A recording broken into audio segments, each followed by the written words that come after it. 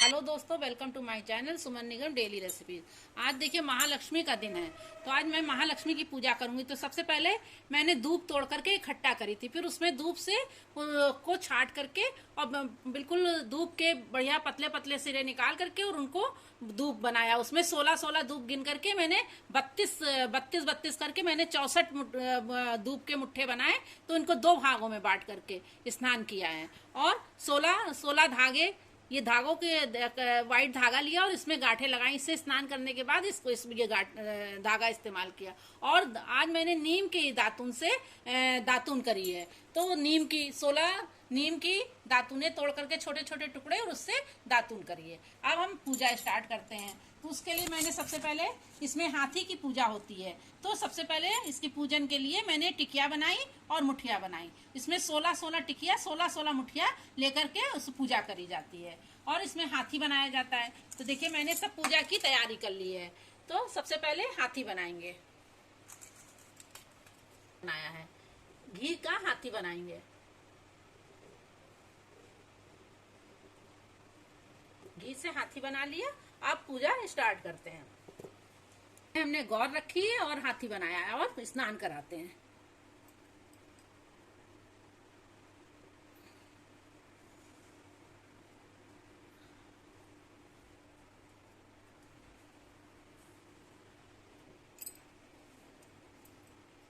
देखिए इस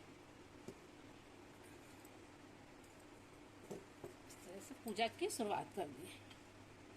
देखिए हम लोग हाथी इस पूजा में इसलिए बनाते हैं क्योंकि जो है कुंती ने हाथी की पूजा करी थी, तो इसलिए इसको हाथी बनाए जाते हैं।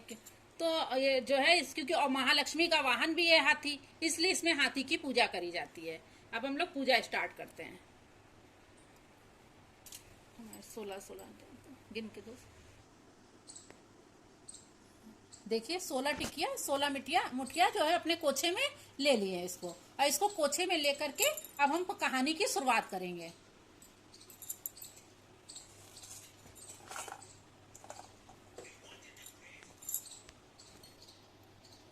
देखिए 16 टिकिया 16 मुठिया हमने भगवान जी के पास भी गौर माता को चढ़ा दी है और 16 टिकिया 16 मुठिया अपने कोछे में लेकर के अब हम पूजा की शुरुआत करने जा रहे हैं। हाथ में फूल ले लिए, अक्षत ले लिया।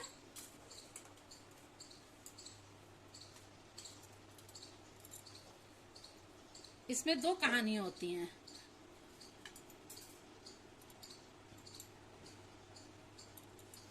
जो है महालक्ष्मी का, सबसे पहले जो है महालक्ष्मी का दिन पड़ा और स्नान ध्यान कर करके और महालक्ष्मी का पूजन करना प्रारंभ। तो जो है सबसे पहले जो है वो कुंती थी, तो उन्होंने कहा बेटा, अपने अर्जुन से कहा कि बेटा महालक्ष्मी का दिन आ रहा है और हमको महालक्ष्मी की पूजा करनी है, तो इसके लिए तुम हमको मिट्टी ला दो और हमको हाथी बनाना है।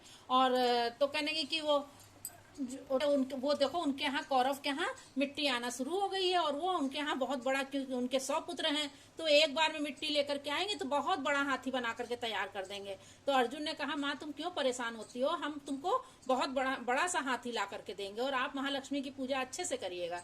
तो उन्होंने जो है वो महालक्ष्मी का दिन और वो मिट्टी आंगन में, उनके कौरव जो है वो आंगन में मिट्टी खूब ढेर लगा दिया और उन्होंने मिट्टी का बहुत बड़ा हाथी बना के तैयार करा।